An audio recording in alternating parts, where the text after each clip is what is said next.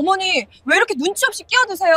이건 우리 가족 여행이에요. 며느리 손미래가 트렁크를 끌며 지나치듯 내뱉은 말이었습니다.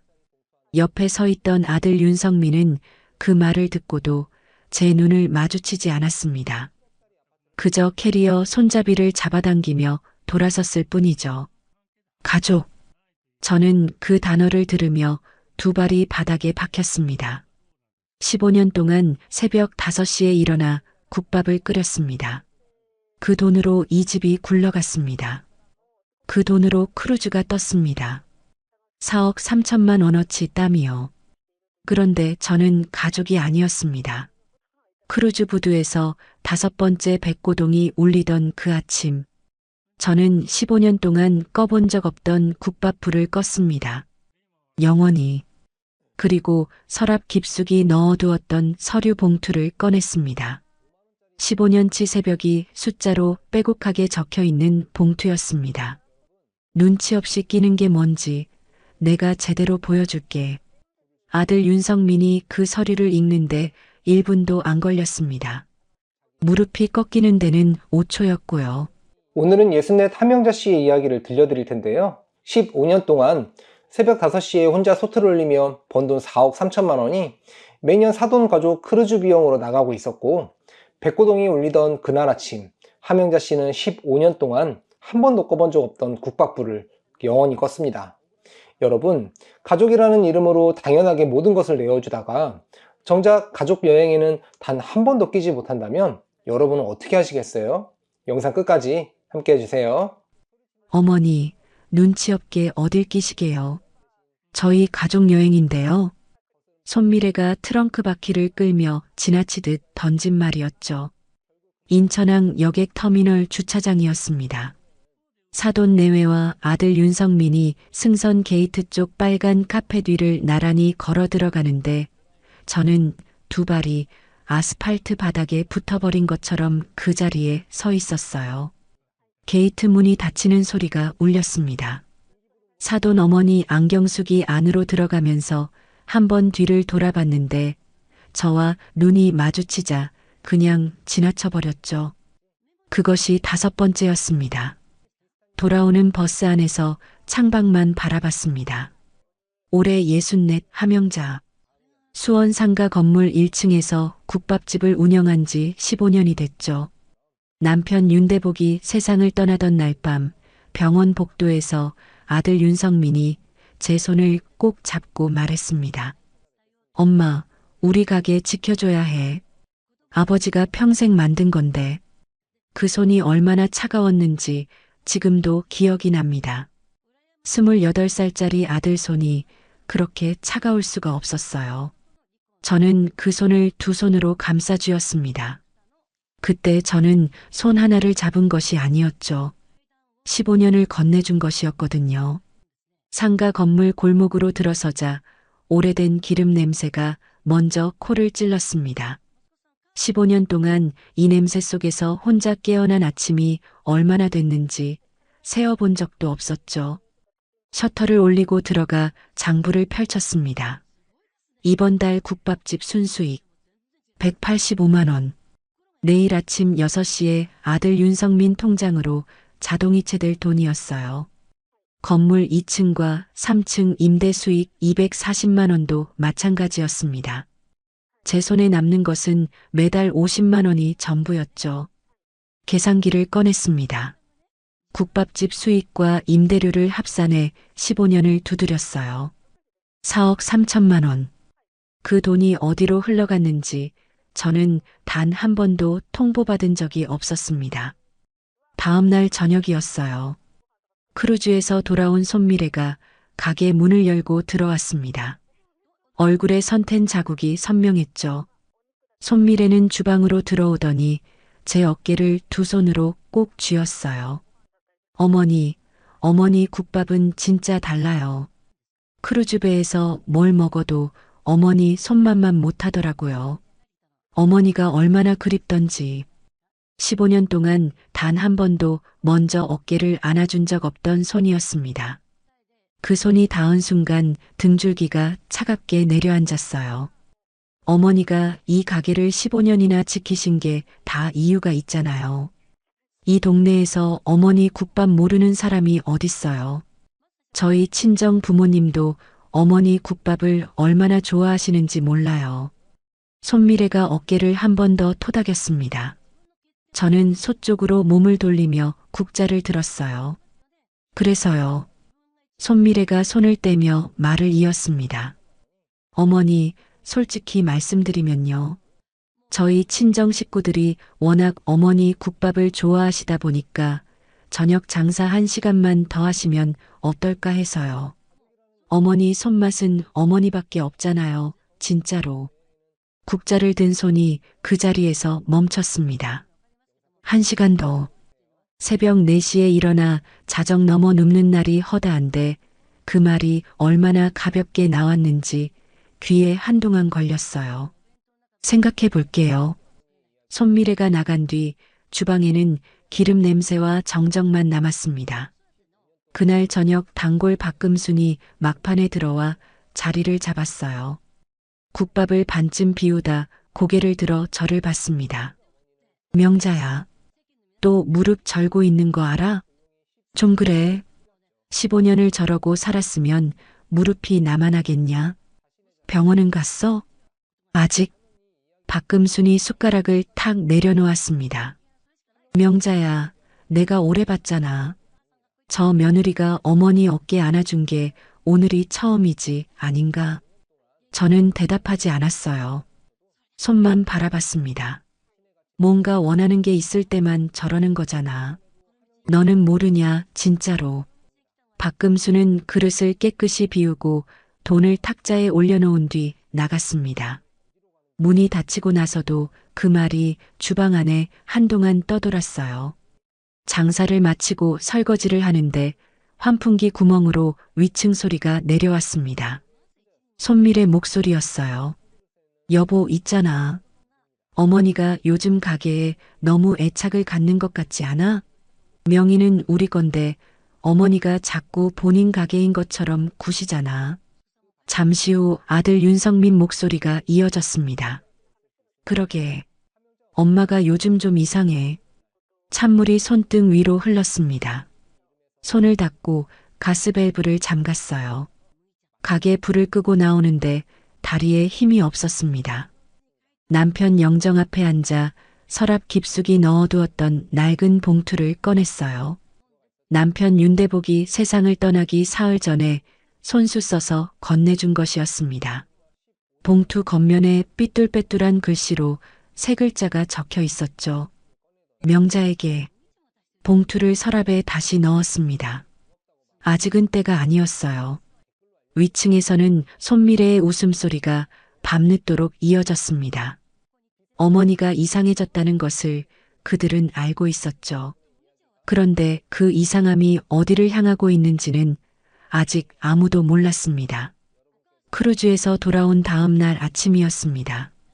손미래가 거실 벽에 액자를 걸기 시작했어요. 사진 5장이었습니다. 갑판 위에서 찍은 것, 식당에서 찍은 것, 항구를 배경으로 찍은 것, 사돈 내외와 손미래와 윤성민, 네 사람이 저마다 환하게 웃고 있었죠. 저는 앞치마를 두른 채 거실 문 앞에 서서 그 액자들을 바라봤습니다. 5장 중에 제가 들어간 사진은 한 장도 없었어요. 어머니, 어때요? 이번 크루즈 사진 잘 나왔죠? 손미래가 액자를 고르며 물었습니다. 저는 잘 나왔네요 라고 대답하고 주방으로 들어갔어요. 솥을 올리는데 손이 허공에서 잠깐 멈췄습니다. 그로부터 열흘 후였어요. 아들 윤성민이 저녁 장사가 끝날 무렵 가게로 내려왔습니다. 엄마, 요즘 건물 유지비가 만만치 않아. 3층 에어컨 수리비만 해도 얼마야. 이번 달부터 용돈 좀 조정하자. 얼마로? 30만 원. 국자를 솥 안에 내려놨습니다. 50만 원도 빠듯한 판에 30만 원이라는 말이 어떻게 저렇게 쉽게 나오는지 입안에서 말이 모양을 잃었어요. 성민아, 엄마가 이 가게 15년을 혼자 돌렸잖아. 새벽 4시부터 밤 10시까지. 30만 원으로 어떻게 살라고. 윤성민이 카운터에 기대며 팔짱을 꼈습니다. 엄마, 내가 여기서 세금도 내고 건물 관리도 하잖아. 엄마 혼자 다 한다고 생각해? 그리고 엄마가 여기서 밥도 먹고 사는 거잖아. 그것도 다 돈인데. 15년 동안 새벽 4시에 일어나 이 솥을 올린 것이 밥값이 된 것이었습니다. 목구멍 안쪽에서 뜨거운 것이 치밀어 올랐어요. 엄마가 억울하면 나가서 돈 벌어와. 내가 못 나가라고 했어? 윤성민은 그 말을 남기고 위층으로 올라갔습니다. 계단을 올라가는 발소리가 가게 천장을 울렸어요. 못 나가라고 하지 않았다는 말. 그 말이 맞았습니다. 대신 아버지 가게 지켜달라고 했죠. 그 한마디가 엄마 발목을 15년 동안 이 솥 앞에 묶어두었다는 것은 아무도 꺼내지 않았어요. 다음 날 아침 환풍기 구멍으로 손밀의 목소리가 내려왔습니다.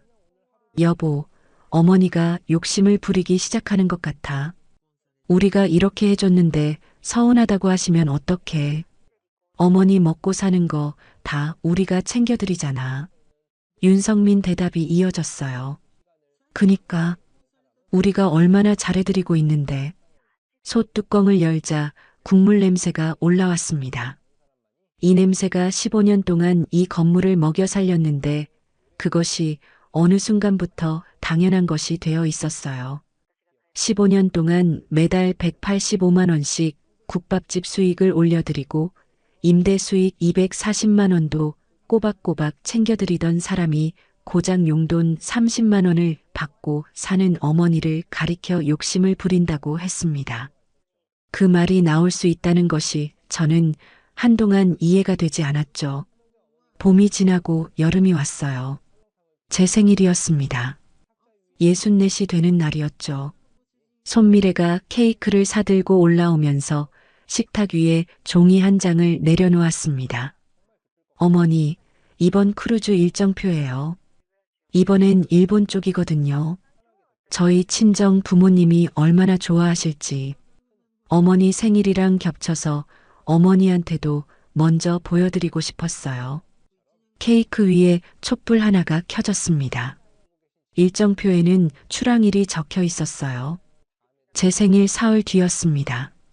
어머니, 소원 비세요. 저는 촛불을 바라봤습니다. 소원이 뭔지 모르겠다는 생각이 드는 생일이 몇 번째인지 그것도 세어본 적이 없었죠. 촛불을 불어 껐습니다. 어머니, 다음엔 꼭 같이 가요. 손미래가 케이크를 썰며 웃었어요. 윤성민이 옆에서 고개를 끄덕였습니다. 엄마, 다음엔 진짜로.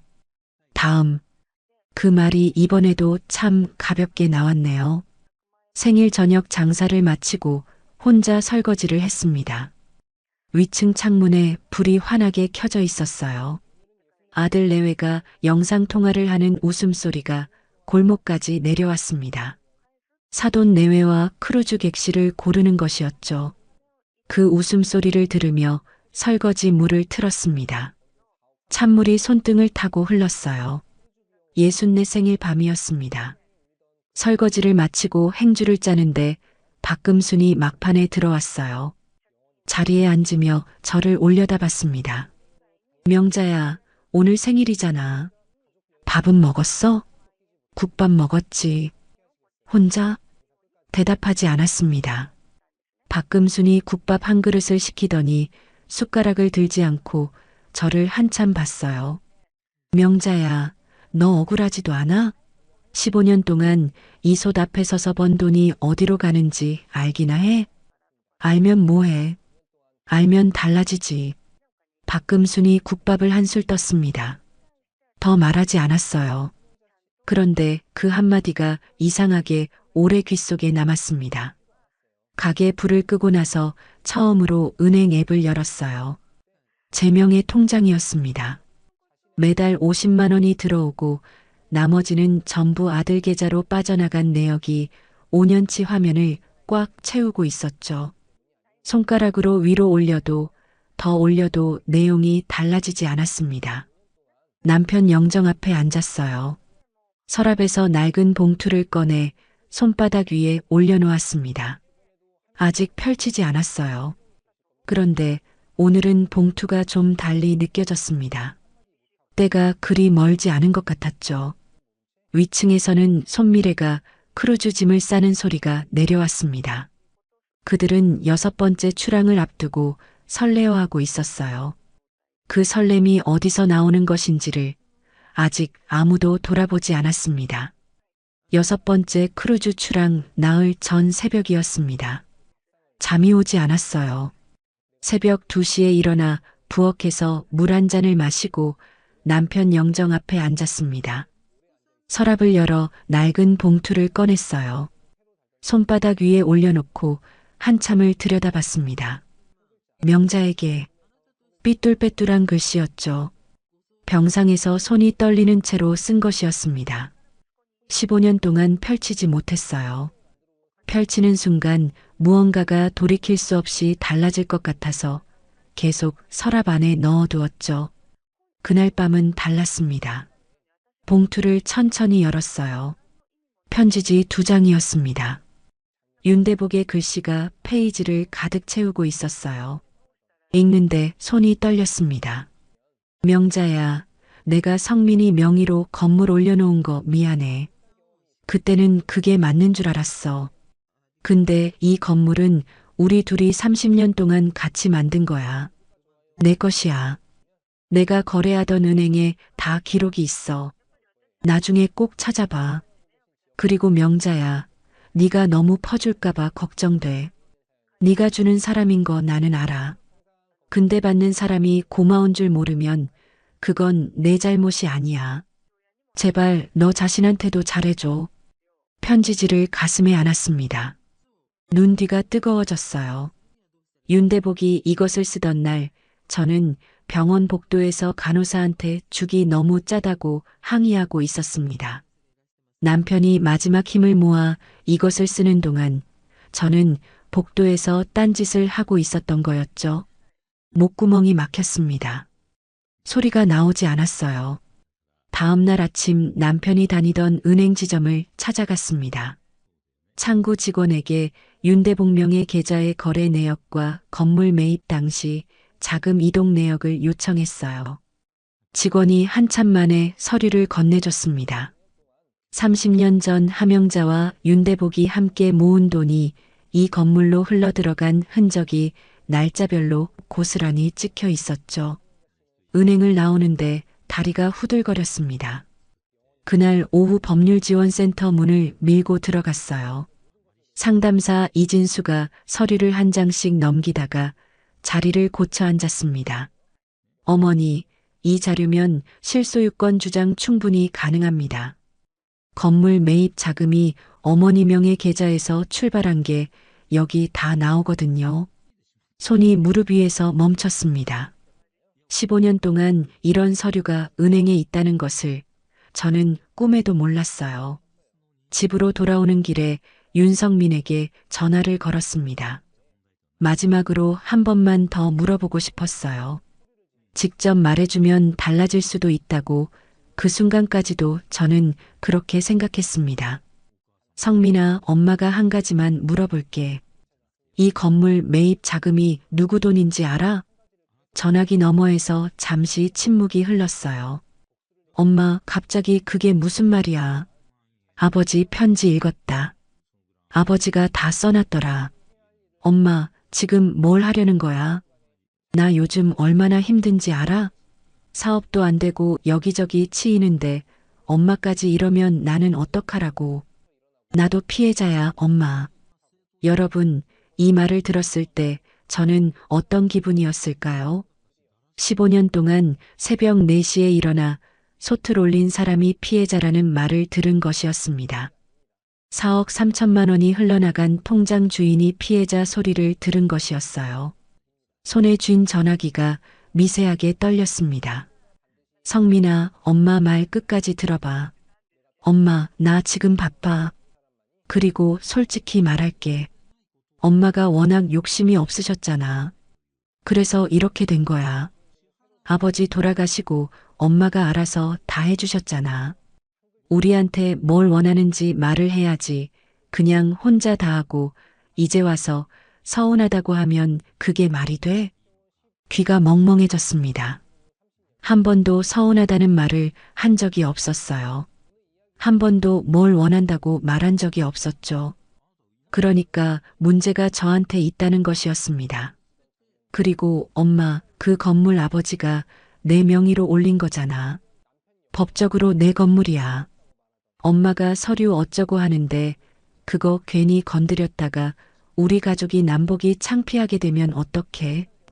엄마가 다 좋으려고 해온 거잖아. 지금까지. 전화를 끊었습니다. 멍하니 서 있었어요. 골목 가로등이 깜빡이고 있었습니다. 그때 손미래한테서 문자가 왔어요. 어머니, 성민이한테 들었어요. 어머니가 요즘 힘드신 거 알아요. 근데 저희도 진짜 여유가 없거든요. 어머니가 조금만 더 이해해 주시면 안 될까요? 어머니는 항상 다 이해해 주셨잖아요. 항상 다 이해해 주셨잖아요. 그 문장이 눈에 박혔습니다. 집으로 돌아와 주방에 앉았어요. 불도 켜지 않았습니다. 어둠 속에서 손밀의 문자를 다시 읽었어요. 항상 다 이해해 주셨잖아요. 이 말이 왜 이렇게 무서운지 한참 만에 알았습니다. 이 말은 앞으로도 계속 이해하라는 말이었어요. 15년이 지났는데도 4억 3천만 원이 넘어갔는데도 5번이나 혼자 남았는데도 그래도 더 이해하라는 말이었죠. 속이 어두워졌습니다. 차갑고 단단한 것이 가슴 밑바닥에서 천천히 올라왔어요. 이건 아니야. 이건 처음부터 아니었어. 내가 이해한 게 아니라 이해한 척 당한 거야. 그리고 그게 당연한 줄 알게 됐어. 나도 저 사람들도. 남편 편지를 다시 펼쳤습니다. 마지막 문장을 손가락으로 짚었어요. 받는 사람이 고마운 줄 모르면 그건 내 잘못이 아니야. 윤대복이 이 문장을 쓸 때 이미 알고 있었던 거였죠. 15년 뒤에 이 편지를 읽을 제가 어떤 상황일지를. 이진수 상담사 연락처를 다시 꺼냈습니다. 법률지원센터 번호 아래에 메모를 적었어요. 출항 전날까지. 그들은 내일 모레 6번째 크루즈를 타러 갈 것이었습니다. 신이 나서 짐을 쌀 것이고 사돈 내외와 영상통화를 할 것이고 어머니는 또 가게를 지킬 것이라고 생각할 것이었죠. 그 생각이 얼마나 틀렸는지를 그들은 아직 몰랐습니다. 법률지원센터를 나오는 길에 이진수 상담사가 한 말이 귓속에서 맴돌았습니다. 어머니, 지금은 아무것도 모르는 척 하셔야 해요. 아드님이 조금이라도 눈치채면 자산을 빼돌릴 수 있거든요. 완전히 방심하게 만들어야 합니다. 집으로 돌아와 주방에 앉았어요. 솥 앞에서 한동안 생각했습니다. 아무것도 모르는 척? 15년 동안 해온 일이었죠. 이번 한 번만 더 하면 됐어요. 그날 밤 윤성민에게 전화를 걸었습니다. 성민아, 엄마 왜? 있잖아. 엄마가 지난번에 너한테 너무했던 것 같아서. 전화기 너머에서 잠시 침묵이 흘렀어요. 손미래가 뭔가를 속삭이는 소리가 들렸습니다. 윤성민이 다시 입을 열었어요. 엄마, 갑자기 그게 무슨 말이야? 생각해봤는데 내가 욕심을 부렸던 것 같아. 건물도 내 명이고 네가 관리도 다 하는데 엄마가 괜히 서류 어쩌고 했잖아. 미안해. 전화기 너머에서 손밀의 목소리가 먼저 튀어나왔습니다. 어머니, 진짜요? 저희가 얼마나 기다리던 말씀인지 몰라요. 목소리가 반색했어요. 그 반가움이 얼마나 빠르게 나오는지를 저는 솥뚜껑을 손바닥으로 닦으며 들었습니다. 그리고 있잖아, 성민아. 엄마가 이 가게를 이번 기회에 제대로 해보고 싶어? 새로 시작하는 마음으로 한번 제대로 정리하고 싶거든. 정리라는 게 무슨 뜻이야? 윤성민 목소리가 살짝 굳었어요. 저는 잠깐 뜸을 들였습니다. 가게 키워보고 싶다고. 메뉴도 추가하고 영업시간도 늘리고 엄마가 더 열심히 할게. 손미래가 다시 끼어들었어요. 어머니, 저희가 도와드릴게요. 홍보도 해드리고 뭐든지 할게요. 어머니 손 마시면 훨씬 더 크실 수 있어요. 그래요. 이 가게가 오래오래 잘 됐으면 좋겠네요. 오래오래. 그 말이 내 입에서 나오는 동안 얼마나 다른 의미를 품고 있는지를 손미래는 알 리가 없었죠. 전화를 끊고 주방을 한 바퀴 돌아봤습니다. 솥, 싱크대, 환풍기, 낡은 선반. 이것들의 주인이 누구인지 화요일이 되면 모두가 알게 될 것이었어요. 다음 날 아침이었습니다. 아들 내외가 6번째 크루즈 짐을 쌌어요. 손미래가 트렁크를 거실로 끌어내며 콧노래를 불렀습니다. 윤성민이 주방으로 내려왔어요. 엄마, 우리 열흘 있다 와. 잘 있어. 응, 잘 다녀와. 엄마, 진짜 고마워. 어제 전화 잘해줬어. 그 고마움이 무엇에 대한 것인지를 윤성민은 정확히 몰랐겠죠. 사과를 받아서였는지, 욕심 접겠다는 말 때문이었는지.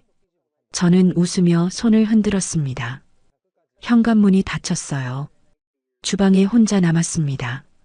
솥에 불을 올리는데 손미래가 어제 한 말이 귓속에서 되살아났어요. 어머니 손 마시면 훨씬 더 크실 수 있어요. 새벽 4시에 일어나 무릎에 찜질팩을 붙이고 이 솥을 올린 사람한테 아직 더 크실 수 있다고 했습니다. 15년이 아직 부족하다는 뜻이었죠. 그 말이 얼마나 쉽게 나왔는지 오래도록 귀에 걸렸어요. 열흘이 생겼습니다. 그날 오후 안경숙에게 연락했어요. 안경숙이 국밥집으로 왔습니다. 가게 문을 닫고 탁자에 마주 앉았어요. 안경숙이 가방에서 종이 한 장을 꺼냈습니다. 어머니, 이거 제가 직접 정리했어요. 크루즈 5번 비용 내역이에요. 제 딸이 저한테 보여준 파일에 있던 거거든요. 날짜랑 금액이 다 있습니다. 종이를 받아들었어요. 첫 번째 크루즈부터 5번째까지 날짜와 금액이 빼곡했습니다. 맨 아래 합산 금액 6,200만 원. 안경숙이 낮은 목소리로 말했어요. 저희 부부가 이게 어머니 돈인 줄 알았으면 절대 안 탔어요. 제 딸이 저한테도 이런 짓을 한 거잖아요. 어머니, 제가 직접 증언하겠습니다. 눈이 흔들리지 않았습니다. 저는 짧게 말했어요. 고마워요. 더 길게 말하면 목소리가 흔들릴 것 같았거든요. 이튿날 이진수 상담사를 다시 만났습니다. 서류를 마지막으로 점검했어요. 남편 윤대복의 친필 편지 원본, 은행 자금 이동 내역, 15년치 국밥집 수익과 임대 내역, 안경숙이 건네준 크루즈 비용 내역까지 내 묶음이 봉투 안에 순서대로 들어갔죠. 어머니, 이 정도면 충분합니다. 남은 건 타이밍이에요. 이진수가 서류를 확인하며 말했습니다. 이 자리에 증인이 있어야 해요. 아드님이 감정적으로 행동할 수 있거든요. 박금순 씨하고 안경숙 씨요. 네, 딱 좋습니다. 그날 저녁 박금순에게 전화했어요. 명자야, 말만 해. 내가 어디든 갈게. 안경숙에게도 연락했습니다. 어머니, 저 꼭 있겠습니다. 두 사람 모두 망설임이 없었어요. 그 목소리들이 귓속에서 단단하게 자리를 잡았습니다. 남은 열흘 동안 새벽마다 평소처럼 솥을 올렸어요. 손님을 받고 장사를 했습니다. 달라진 것은 하나도 없었죠. 위층에서 아무도 보지 않았으니까요. 아무것도 모르는 척이 이렇게 편한 것인지 몰랐습니다. 15년 동안 진심으로 모른 척 살아왔는데 이제는 알면서 모른 척 하는 것이라 오히려 마음이 고요했어요. 열흘이 지났습니다. 아들 내외가 트렁크를 끌고 계단을 내려오는 소리가 들렸어요. 손미래가 거실로 들어서며 말했습니다. 어머니, 이번 크루즈도 너무 좋았어요. 일본 항구가 얼마나 예쁜지 몰라요. 다음번엔 꼭 같이 가요. 저는 설거지를 하며 대답했어요. 잘 다녀왔어요.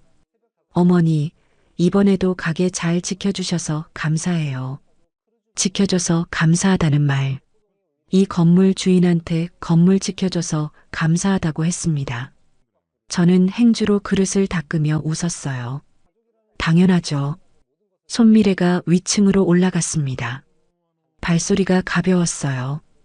열흘을 신나게 다녀온 사람의 발소리였죠. 저는 이진수 상담사에게 문자를 보냈습니다. 다음 주 화요일이요. 답장이 바로 왔어요. 알겠습니다, 어머니. 박금순에게도 같은 문자를 보냈습니다. 안경숙에게도요. 세 사람 모두 확인이 끝났어요. 화요일. 아들 내외가 7번째 크루즈를 타러 가는 날 하루 전이었습니다. 짐을 싸면서 가장 들떠있을 시각. 그때가 가장 방심하는 때였어요. 위층에서 손미래가 사돈 어머니와 통화하는 소리가 환풍기 구멍으로 내려왔습니다. 엄마, 어머니가 완전히 달라지셨어. 이제 우리 걱정 없을 것 같아. 걱정 없을 것 같다는 말. 화요일 저녁 탁자 위에 봉투가 펼쳐지기 전까지는 그 말이 맞았죠. 그 이후로도 걱정이 없을지는 손미래만 아직 몰랐습니다. 아들 내외가 돌아온 다음 날 아침이었습니다. 손미래가 식탁에 앉아 일본 항구에서 찍은 사진들을 휴대폰으로 넘겼어요. 윤성민이 옆에서 커피를 마시며 사진을 들여다봤습니다. 저는 주방에서 솥을 올리며 그 소리를 들었죠. 여보, 이번엔 나가사키가 제일 좋지 않았어? 야경이 진짜. 다음엔 유럽 쪽으로 가보자. 사돈 어른들도 좋아하실 것 같은데. 다음엔 유럽.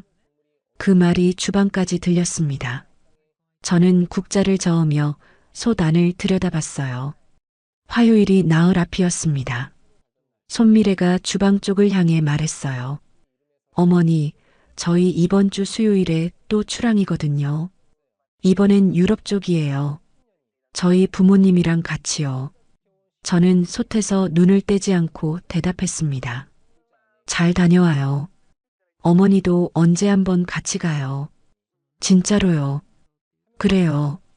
언제 한번 가야죠. 언제 한번. 수요일 아침 배가 뜨기 전에 화요일 저녁 이 가게 탁자 위에서 모든 것이 끝날 것이었어요. 손미래가 식탁을 정리하며 일어섰습니다. 표정이 한없이 가벼웠죠. 저는 그 뒷모습을 보며 국자를 다시 들었어요. 그날 오후 이진수 상담사를 만났습니다. 법률지원센터 상담실에서 서류를 마지막으로 점검했어요. 남편 윤대복의 친필 편지 원본, 은행 자금 이동 내역, 15년치 국밥집 수익과 임대 내역, 안경숙이 건네준 크루즈 비용 내역까지 내 묶음이 봉투 안에 순서대로 들어가 있었습니다. 어머니, 이 정도면 충분합니다. 남은 건 타이밍이에요. 이진수가 서류를 다시 봉투에 넣으며 말했죠. 아드님이 완전히 방심하고 있는 순간이어야 합니다. 짐 싸면서 들떠있을 때, 바로 그때가 가장 방심하는 때예요. 저는 고개를 끄덕였습니다. 그리고 어머니, 그 자리에 증인이 있어야 해요. 아드님이 감정적으로 행동할 수 있거든요. 박금순 씨하고 안경숙 씨요. 딱 좋습니다. 박금순에게 전화를 걸었어요. 명자야, 말만 해. 내가 어디든 갈게. 안경숙에게도 연락했습니다. 어머니, 저 꼭 있겠습니다. 두 사람 모두 망설임이 없었어요. 그 목소리들이 귓속에서 단단하게 자리를 잡았습니다. 다음 날 아침이었어요. 손미래가 트렁크를 거실로 끌어냈습니다. 수요일 출항이 하루 앞으로 다가왔거든요. 옷을 고르는 소리, 화장품 케이스가 닫히는 소리가 위층에서 계속 내려왔어요. 점심 장사가 끝날 무렵 윤성민이 가게로 내려왔습니다. 카운터에 기대며 말했어요. 엄마, 요즘 장사 잘 되지? 손님이 늘었더라. 조금 늘었어. 역시 메뉴 추가한 게 효과가 있나 봐. 잘 됐다. 저는 솥을 닦으며 대답했습니다. 그러게. 윤성민이 가게 안을 한번 둘러봤어요. 엄마, 솔직히 나는 엄마가 이렇게 적극적으로 나와줄 거라고 생각 못 했거든. 지난번에 그 서류 얘기하고 나서 엄마가 삐칠 줄 알았는데 삐칠 이유가 없잖아. 맞아. 그냥 다 같이 잘 되면 되는 거지. 다 같이 잘 되면 되는 거지. 15년 동안 새벽 4시에 혼자 일어난 사람한테 용돈을 30만 원으로 깎으려던 사람한테 그 말이 이렇게 편하게 나왔습니다. 저는 고개를 끄덕였어요. 그럼요. 다 같이 잘 돼야죠. 윤성민이 흡족한 표정으로 위층으로 올라갔습니다. 발소리가 경쾌했어요. 저녁 장사가 끝날 무렵 손미래가 주방으로 내려왔어요. 내일 출항전 짐 점검을 마쳤는지 얼굴이 환했습니다. 어머니, 저희 내일 아침 일찍 나가거든요. 저희 부모님이 오늘 저녁에 오셔서 다 같이 마지막 저녁 드시려고요. 국밥 챙겨주실 수 있어요? 저는 행주로 그릇을 닦으며 말했어요. 오시면 챙겨드릴게요. 손미래가 손을 꼭 모으며 말했습니다. 어머니 최고예요. 저희 부모님이 어머니 국밥을 얼마나 좋아하시는지 몰라요. 어머니 국밥을 얼마나 좋아하는지, 그 국밥이 어디서 나오는 돈으로 만들어지는지는 말하지 않았죠. 손미래가 올라가고 나서 혼자 주방에 남았습니다.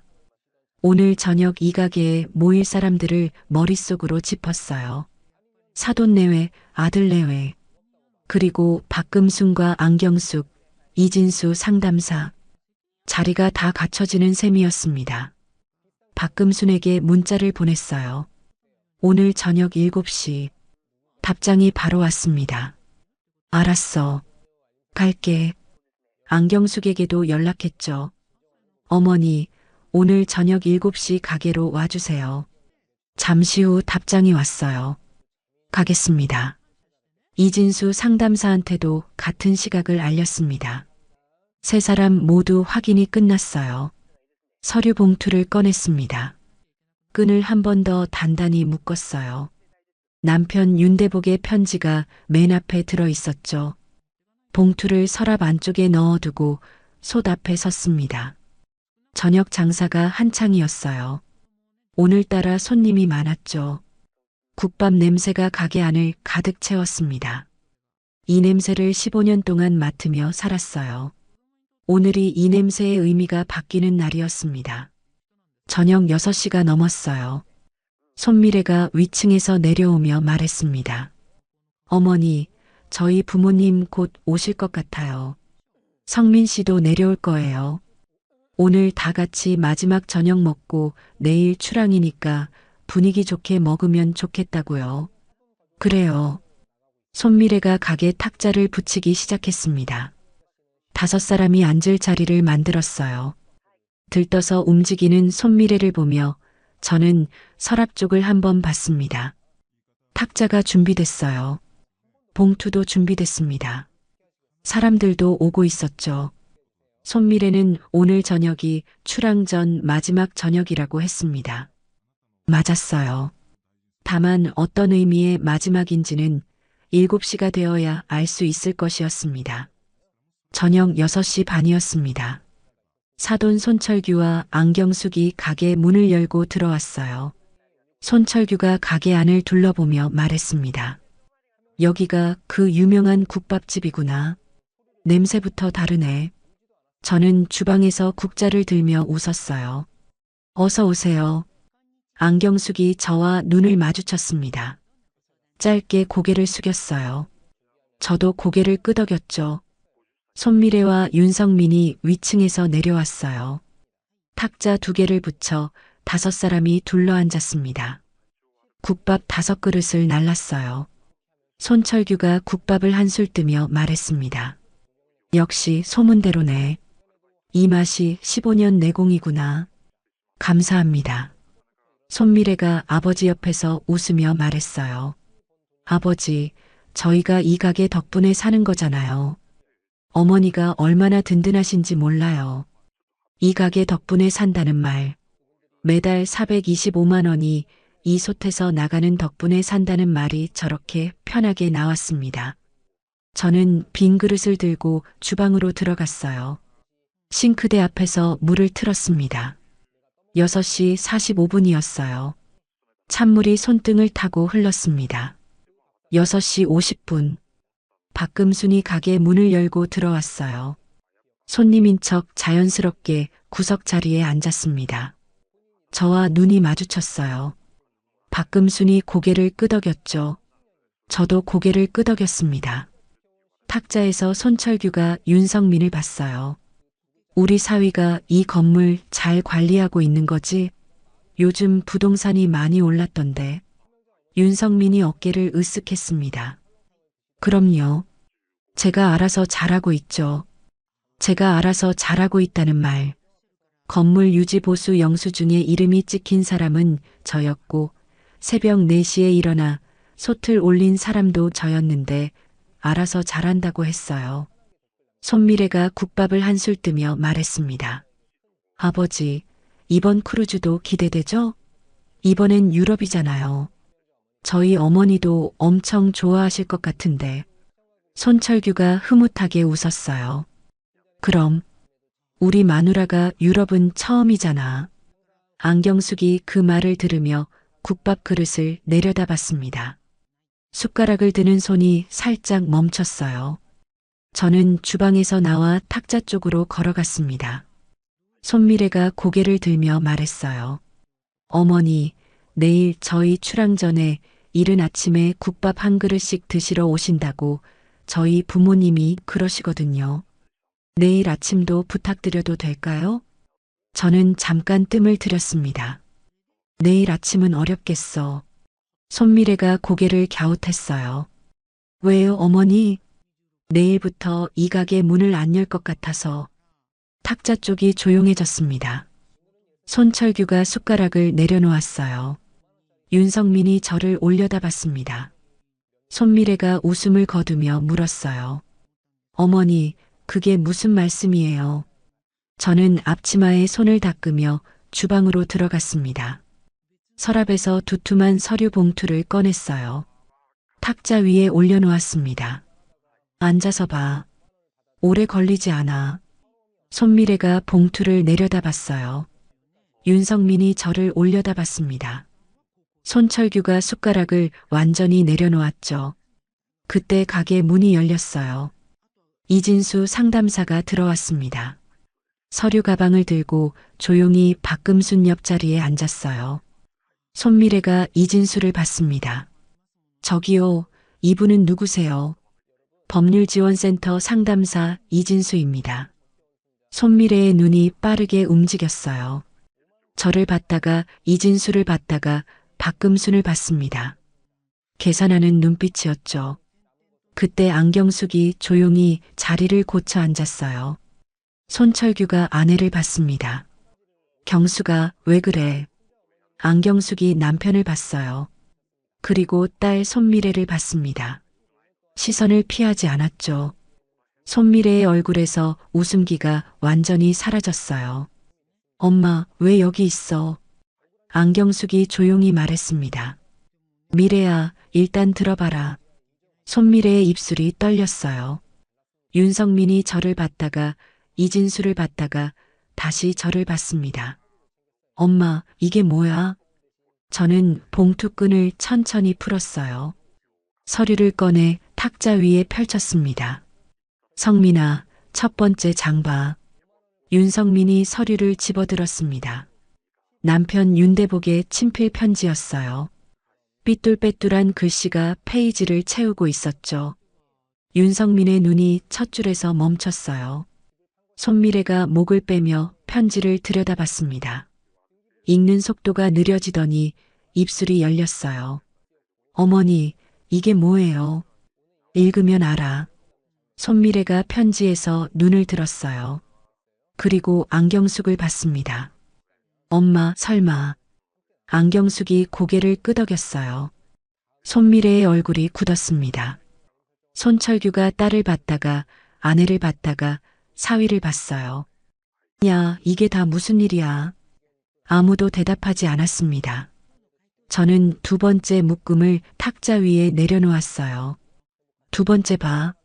30년 전 자금 이동 내역이었습니다. 함영자와 윤대복이 함께 모은 돈이 이 건물로 들어온 날짜와 금액이 줄줄이 찍혀 있었죠. 윤성민의 손이 서류를 넘기다 멈췄어요. 이진수 상담사가 조용히 입을 열었습니다. 윤성민 씨, 이 서류는 은행에서 직접 발급받은 원본입니다. 건물 매입 자금 전액이 함영자 씨와 고 윤대복 씨 명의 계좌에서 출발한 것이 확인됩니다. 손철규의 이마에 줄기가 섰어요. 국밥 그릇을 옆으로 밀었습니다. 저는 세 번째 묶음을 꺼냈어요. 세 번째 봐. 15년치 국밥집 수익과 건물 임대 내역이었습니다. 매달 들어오고 나간 금액이 날짜별로 정리되어 있었어요. 맨 아래 합산 금액 4억 3천만 원. 손철규가 그 숫자를 보더니 말을 잃었습니다. 윤성민이 그 숫자에서 눈을 떼지 못했어요. 손미래가 먼저 말했습니다. 어머니, 이게 다 무슨 뜻이에요? 저희가 어머니 잘 챙겨드렸잖아요. 용돈도 드리고 같이 살면서 다 함께 한 거잖아요. 저는 손미래를 봤습니다. 잘 챙겨드렸다고 했어? 그럼요, 저희가. 매달 50만 원이요? 손미래가 입을 닫았어요. 매달 425만 원이 이 가게에서 나갔어요. 그 중에 내 손에 남은 건 50만 원이었고요. 저는 네 번째 묶음을 꺼냈습니다. 마지막 봐. 안경숙이 직접 정리한 크루즈 비용 내역이었어요. 첫 번째부터 다섯 번째까지 날짜와 금액이 빼곡했습니다. 맨 아래 합산 6,200만 원. 손철규의 얼굴에서 핏기가 빠졌어요. 의자를 뒤로 밀며 일어섰습니다. 야, 손미래. 손미래가 아버지를 올려다봤어요. 입을 열었다가 닫았습니다. 손철규가 안경숙을 봤어요. 경숙아, 이게 다 사실이야? 안경숙이 고개를 끄덕였습니다.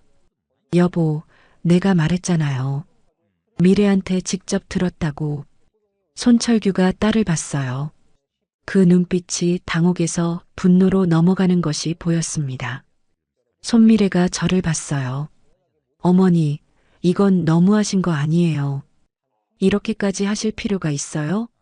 가족끼리. 가족. 그 단어가 또 나왔습니다. 저는 손미래를 봤어요.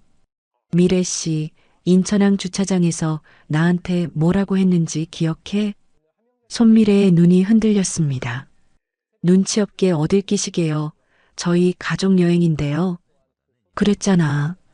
손미래가 입술을 깨물었어요. 그때 가족은 내가 아니었는데 지금은 가족이야? 탁자 위에 침묵이 내려앉았습니다. 박금순이 구석자리에서 두 손을 무릎 위에 올려놓은 채 조용히 지켜봤어요. 이진수 상담사가 서류 가방에서 의견서를 꺼냈습니다. 손미래가 윤성민 팔을 잡았어요. 성민 씨, 이러면 안 돼. 우리 할 말이 있잖아. 윤성민이 손미래를 봤다가 저를 봤습니다. 그리고 탁자 위 서류를 봤어요. 아버지 윤대복의 친필 편지가 맨 위에 놓여 있었죠. 윤성민이 천천히 편지를 집어들었습니다. 마지막 문장을 손가락으로 짚었어요. 그 손이 멈췄습니다. 저는 이진수를 봤어요. 선생님, 절차 시작해 주세요. 이진수가 고개를 끄덕이며 의견서를 탁자 위에 펼쳤습니다. 손미래가 자리에서 일어서려 했어요. 그때 안경숙이 조용히 말했습니다. 미래야, 앉아라. 손미래가 어머니를 봤습니다. 그 눈빛이 애원하고 있었어요. 안경숙이 시선을 피하지 않았습니다. 손미래가 천천히 의자에 앉았어요. 손철규가 이진수를 봤습니다. 내가 증인 서겠습니다.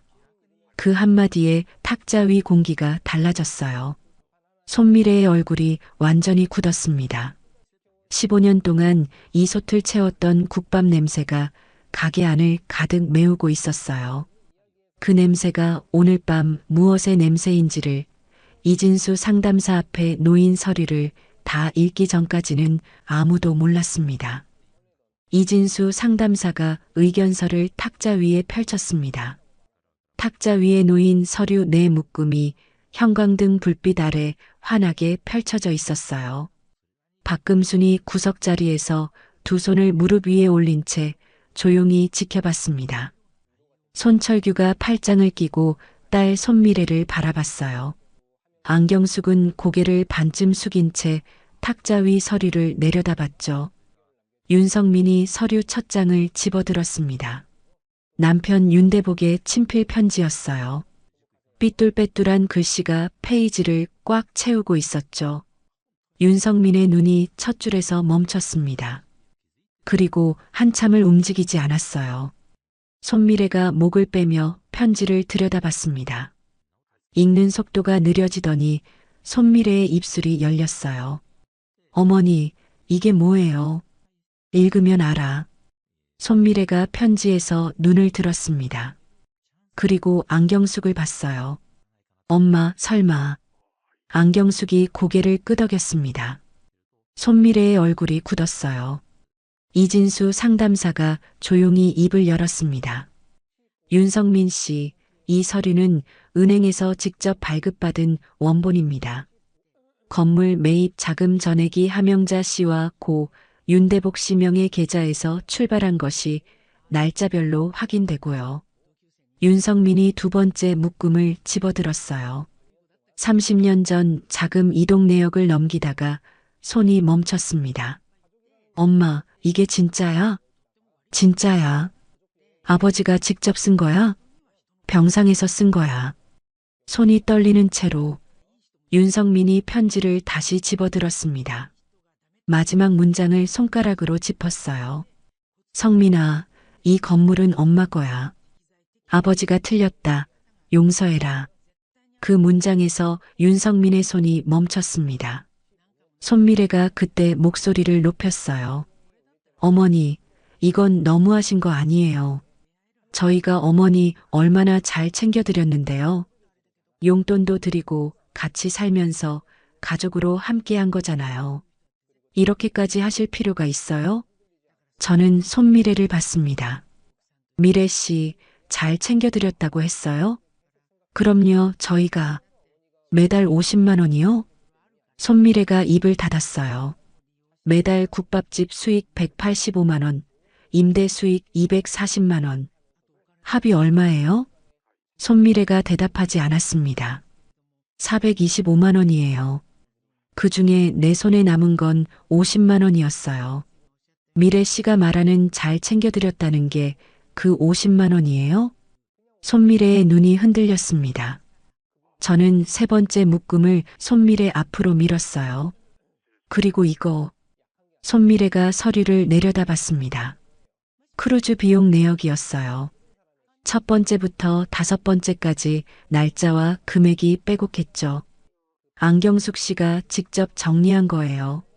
5번 합이 6,200만 원이에요. 손철규가 그 숫자를 보더니 의자를 뒤로 밀었습니다. 일어서려다 그 자리에 멈췄어요.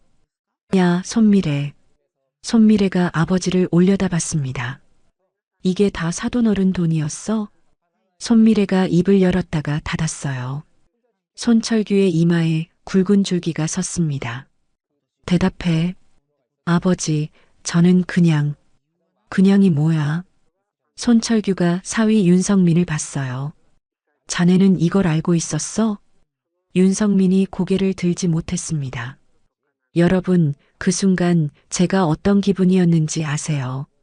15년 동안 새벽 4시에 혼자 일어나 솥을 올린 여자가 4억 3천만 원이 넘어간 통장 주인이 가족이라는 말을 뒤로하고 5번이나 혼자 남겨진 사람이 드디어 이 자리에 서 있었습니다.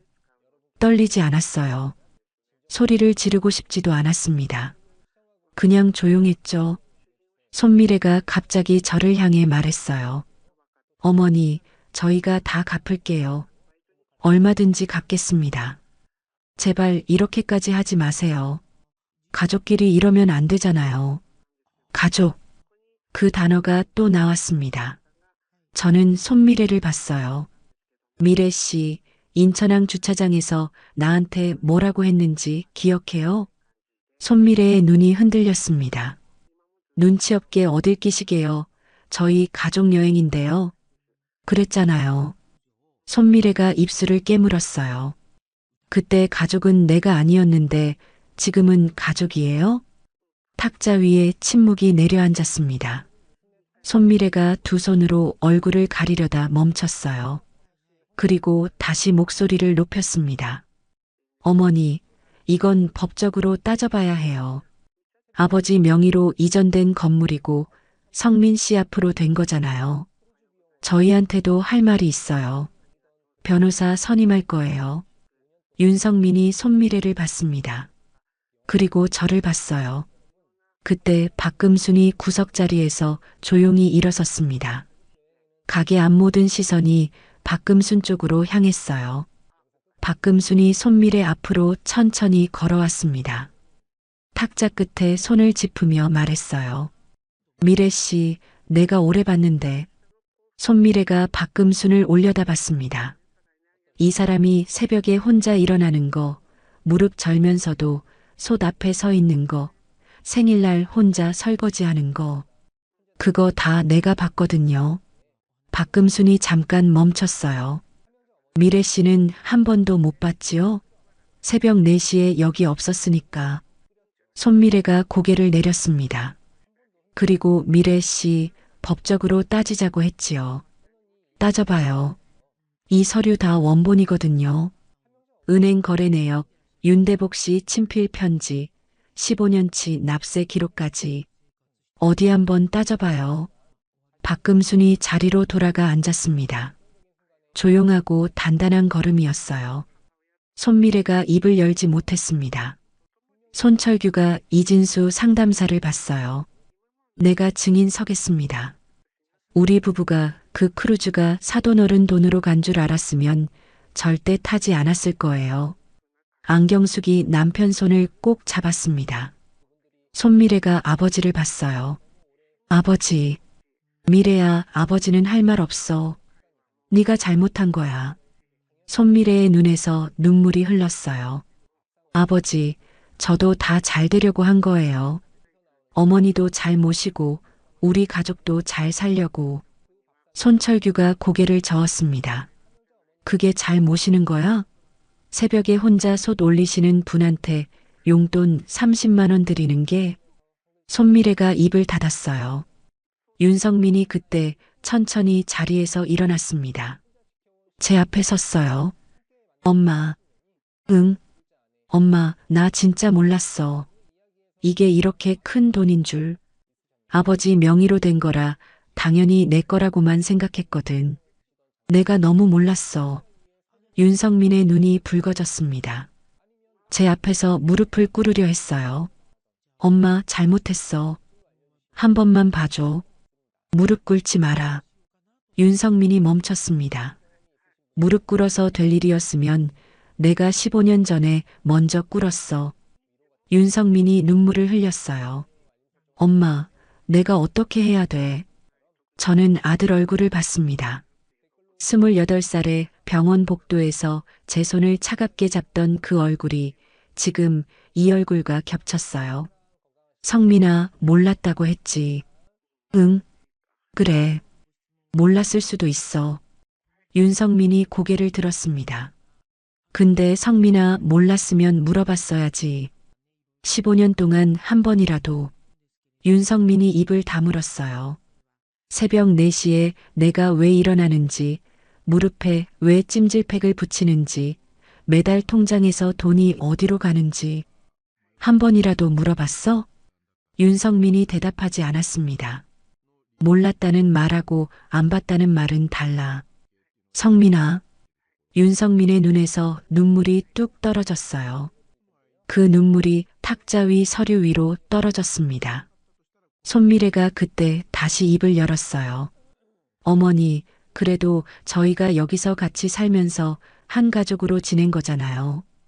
어머니도 외롭지 않으셨잖아요. 그게 다 저희가 옆에 있어서 아닌가요? 저는 손미래를 봤습니다. 미래 씨 생일날 국밥집에서 혼자 설거지하는 게 외롭지 않은 거예요? 손미래가 입을 닫았어요. 64 생일 저녁에 위층에서 크루즈 객실 고르는 소리 들으면서 찬물에 손 담그고 있는 게 외롭지 않은 거예요? 손미래가 고개를 내렸습니다. 이진수 상담사가 서류를 정리하며 말했어요. 건물 실소유권 청구와 15년치 국밥집 운영 수익 미지급분 청구가 가능합니다. 오늘 이 자리에 계신 분들이 증인이 되어주시면 절차를 바로 시작할 수 있어요. 손미래가 윤성민 팔을 잡아당겼습니다. 성민 씨, 우리 그냥 이러면 안 돼. 변호사한테 연락해. 윤성민이 손미래를 봤어요. 그리고 탁자 위 아버지 편지를 봤습니다. 그리고 저를 봤어요. 엄마. 응. 나 변호사 안 선임할게. 손미래가 윤성민을 봤습니다. 성민 씨. 나 서명할게, 엄마. 손미래가 자리에서 일어섰어요. 가방을 집어들었습니다. 아버지 손철규를 봤어요. 아버지, 같이 가요. 손철규가 고개를 저었습니다. 나는 여기 있을게. 아버지. 미래야, 아버지가 증인 서겠다고 했어. 그 말 안 받고? 손미래의 얼굴이 완전히 굳었습니다. 안경숙을 봤어요. 엄마. 안경숙이 고개를 들었습니다. 미래야, 지금은 엄마 얼굴 볼 때가 아니야. 저 어머니한테 먼저 가라. 손미래가 그 자리에 멈춰 섰어요. 아버지도, 어머니도, 남편도 모두 자기 편이 아닌 자리에서 손미래는 한동안 움직이지 못했습니다. 그리고 혼자 가게 문을 열고 나갔어요. 문이 닫히는 소리가 가게 안을 울렸습니다. 가게 안에 남은 것은 윤성민, 손철규, 안경숙, 박금순, 이진수, 그리고 저였어요. 윤성민이 이진수 상담사를 받습니다. 서류 어디에 서명하면 돼요? 이진수가 서류를 윤성민 앞으로 밀었어요. 윤성민이 펜을 들었습니다. 서명하는 손이 미세하게 떨렸어요. 서명이 끝났습니다. 윤성민이 펜을 내려놓고 저를 봤어요. 엄마, 나 어떡하면 돼? 저는 아들 얼굴을 봤습니다. 한동안 말이 나오지 않았어요. 성민아, 그건 네가 생각해야 할 것 같다. 윤성민이 고개를 숙였어요. 지금 당장은 내가 해줄 수 있는 말이 없어. 윤성민이 자리에서 일어났습니다. 가게 문을 열고 나가려다 멈췄어요. 뒤를 돌아봤습니다. 엄마, 아버지 편지에 용서해 달라고 했는데 아버지한테 뭐라고 할 거야? 저는 잠깐 생각했습니다. 아버지는 마지막에 솔직했어. 그걸로 됐어. 윤성민이 고개를 끄덕이고 나갔어요.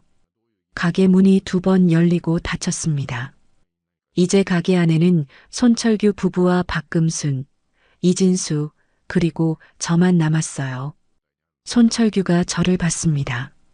사돈어른, 면목이 없습니다. 내 딸이 한 일인데 할 말이 없어요. 저는 고개를 저었어요. 손 선생님, 오늘 이 자리에 있어 주셔서 감사해요. 손철규가 눈을 내렸습니다. 안경숙이 남편 손을 꼭 잡았어요. 박금순이 빈 국밥 그릇들을 들고 주방으로 들어갔습니다. 설거지 소리가 조용하게 들렸어요. 이진수 상담사가 서류를 가방에 챙기며 말했죠. 어머니, 이제 절차 시작할게요. 길어야 한 달입니다. 수고하셨어요. 이진수가 가방을 들고 일어섰어요. 가게 문을 나서다 한번 뒤를 돌아봤습니다. 어머니, 잘하셨어요. 문이 닫혔어요. 가게 안에 박금순 설거지 소리만 남았습니다. 저는 탁자 위 서류를 한 장씩 봉투에 다시 넣었어요. 남편 윤대복의 편지를 맨 마지막에 넣었습니다. 봉투끈을 묶었어요. 앞치마를 천천히 풀었습니다. 탁자 위에 내려놓았어요. 15년 동안 이 앞치마를 매지 않은 날이 없었습니다. 아버지 사무제 다음 날부터 오늘까지 단 하루도. 박금순이 주방에서 나왔어요.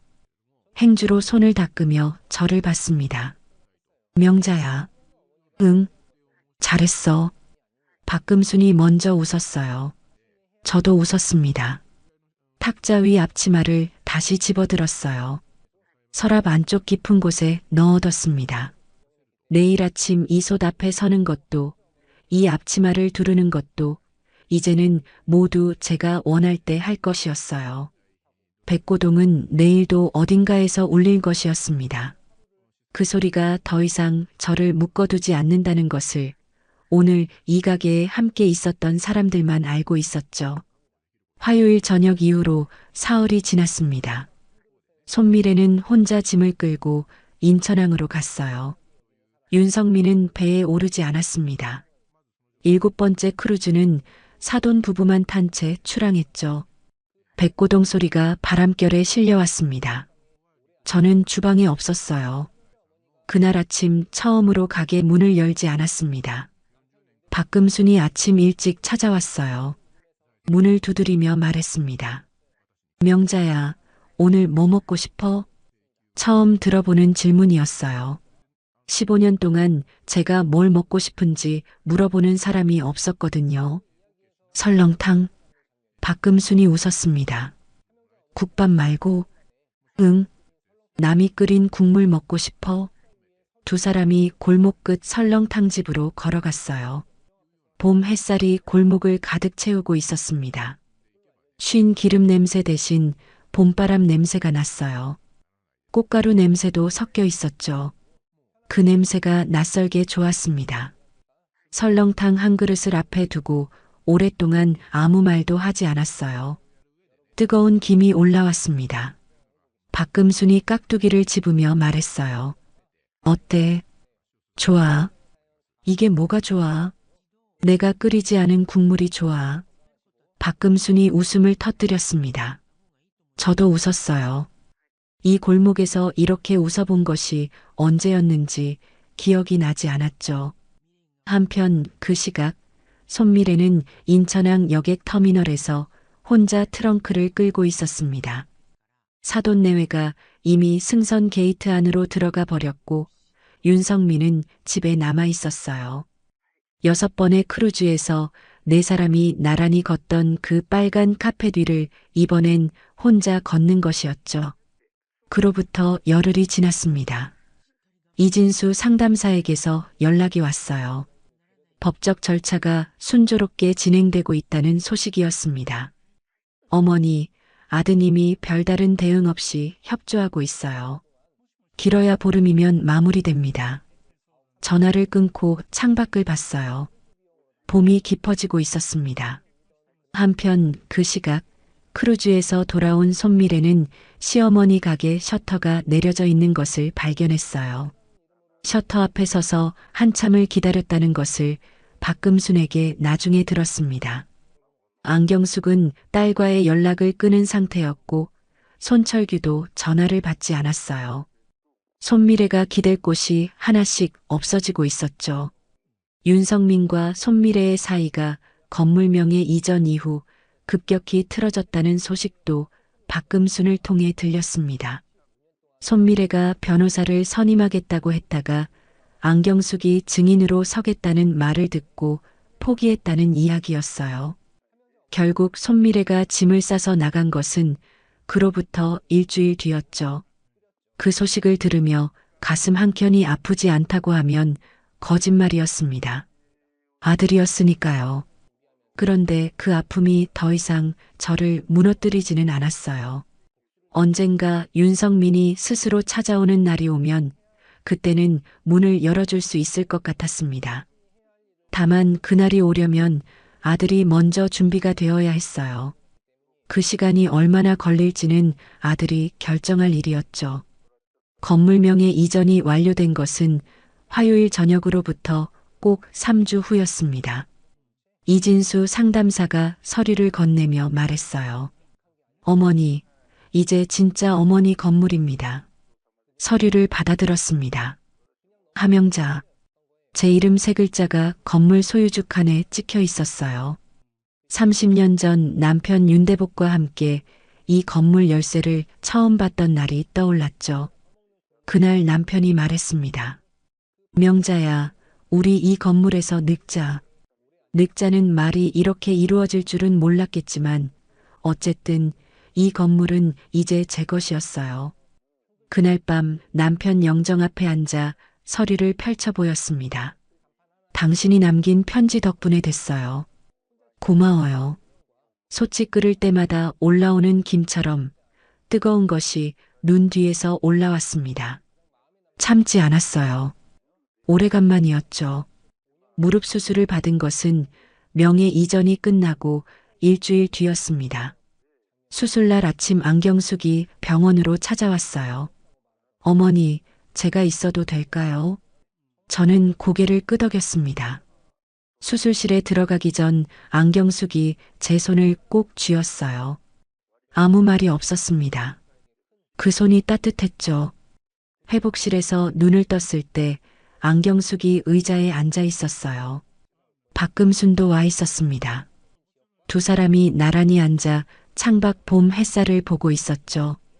창문으로 환한 빛이 가득 들어왔어요. 그 모습이 이상하게 편안했습니다. 퇴원하고 나서 2달이 지났어요. 봄이 완전히 왔습니다. 1층 셔터를 다시 올리는 날 아침이었어요. 간판이 바뀌어 있었습니다. 남편 윤대복의 이름에서 한 글자, 제 이름에서 한 글자를 따서 새로 달았어요. 대명. 박금순이 제일 먼저 들어왔습니다. 안경숙이 그 뒤를 따라 들어왔어요. 이진수 상담사가 마지막으로 들어오며 말했습니다. 어머니, 저 국밥 진짜 좋아하거든요. 많이 드세요. 국자를 들었어요. 솥 앞에 섰습니다. 새벽 5시. 시각은 똑같았어요. 주방도 뜨거웠습니다. 국밥 냄새도 똑같이 났죠. 달라진 것은 딱 하나였어요. 오늘 이 솥 앞에 선 것은 누군가의 통장을 채우기 위해서가 아니었습니다. 제가 끓이고 싶어서 끓이는 것이었어요. 그것 하나가 달랐습니다. 그것 하나가 전부 달랐죠. 건물 2층은 뜨개질 공방에 새를 내줬어요. 조용한 사람들이 드나들었습니다. 3층은 비워두고 창문마다 화분을 들여놓았어요. 남편 윤대복이 살아있을 때 늘 꽃을 키우고 싶다고 했거든요. 이제야 그 소원이 이루어진 셈이었습니다. 안경숙은 일주일에 2번 가게에 왔어요. 어느 날 조심스럽게 말했습니다. 어머니, 저 여기 자원봉사라도 할 수 있을까요? 국자 들 수 있어? 들 수 있습니다. 그럼 와요. 다음 날부터 안경숙은 앞치마를 두르고 나타났어요. 두 사람이 나란히 솥 앞에 서는 아침이 생겼습니다. 말이 많지 않아도 어색하지 않은 사이가 됐죠. 이른 아침 솥에서 국물 냄새가 올라오는 시각이었어요. 남편 윤대복의 영정사진을 주방 선반 위에 올려뒀습니다. 솥이 끓을 때마다 피어오르는 김이 사진 쪽으로 흘러갔어요. 당신도 실컷 드세요. 속으로 중얼거렸습니다. 봄 햇살이 가게 창문으로 비스듬히 들어오는 오후였어요. 유리창에 비친 제 얼굴을 봤습니다. 앞치마를 두르고 웃고 있었어요. 그 얼굴이 30년 전 남편과 함께 이 건물 열쇠를 처음 봤던 날의 얼굴과 닮아 있었습니다. 그날 두 사람이 나란히 서서 올려다봤던 이 건물이 이제 온전히 제 것이 됐죠. 백고동은 오늘도 어딘가에서 울리겠습니다. 저는 그 소리를 들으며 국밥불을 끄지 않아도 돼요. 처음부터 그 배는 제가 탈 배가 아니었어요. 제 배는 언제나 이 주방이었으니까요. 오늘 함영자 씨 어머니의 이야기 어떠셨나요? 새벽 5시에 혼자 솥을 올리던 여자가 있었습니다. 15년 동안 그 솥 앞에 서 있었어요. 백고동이 울릴 때마다 혼자 남겨진 여자였죠. 그런데 함영자 어머니는 소리를 지르지 않았습니다. 울지도 않았어요. 그냥 조용히 15년을 끓였죠. 그리고 때가 됐을 때 단 한 번도 흔들리지 않고 자신의 자리를 되찾았습니다. 저는 이 이야기를 준비하면서 한 가지를 계속 생각했어요. 함영자 어머니가 위대한 것은 복수를 했기 때문이 아닙니다. 15년 동안 자신이 해야 할 일을 묵묵히 하면서도 결정적인 순간에 자신의 가치를 스스로 증명해냈기 때문이에요.